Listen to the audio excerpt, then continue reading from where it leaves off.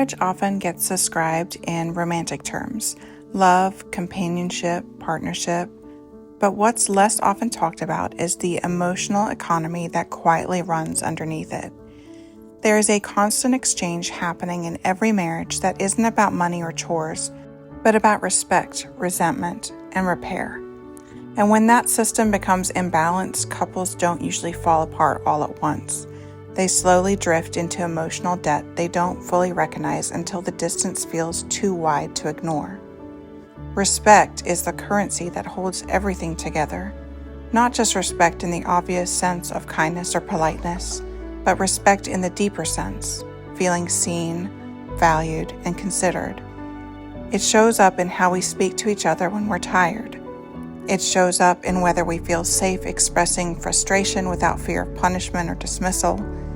It shows up in whether we believe our presence actually matters in the day-to-day functioning of the relationship. When respect is consistent, even conflict feels manageable.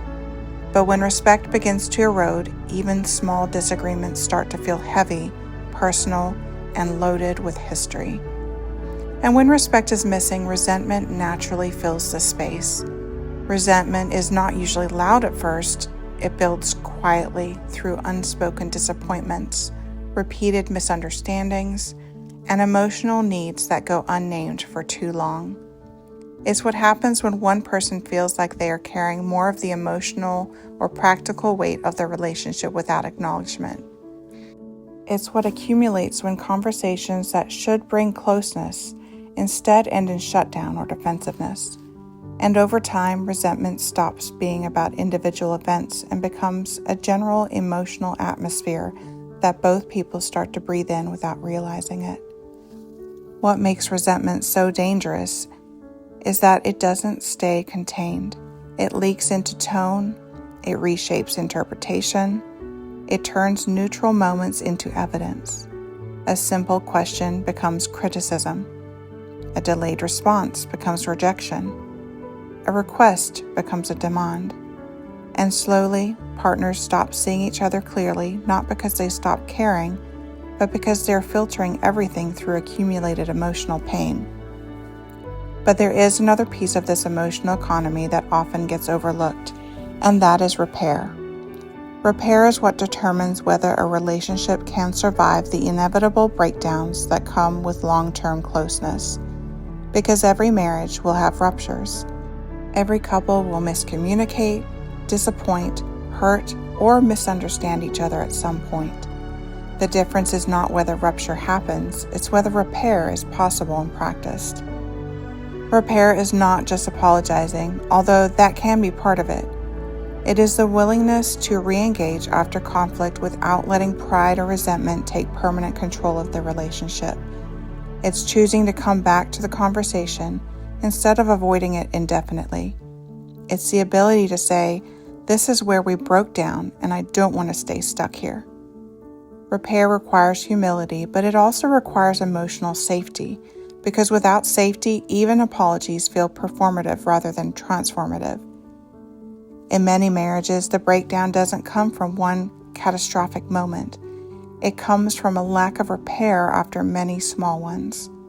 Conversations that were never fully resolved, feelings that were never fully acknowledged, attempts at connection that were brushed aside or misunderstood. And over time, the emotional economy becomes imbalanced. Respect decreases, resentments increase, and repair becomes less frequent or less effective.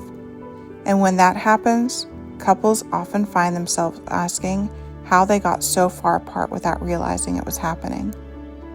But the hopeful truth is that emotional economies can be rebuilt, not instantly and not without effort, but intentionally. Respect can be restored through consistent, mindful interaction.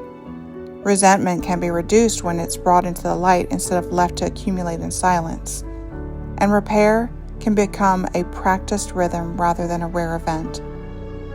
It requires both people to participate, but it also requires a shift in awareness, understanding that marriage is not just a static bond, but a living system that needs maintenance. And maintenance is not about perfection, it's about attention. It's about noticing when the balance is shifting and being willing to address it before it hardens into distance. At its core, marriage is not just about staying together. It's about how two people continuously choose to treat each other in the spaces between agreement and conflict.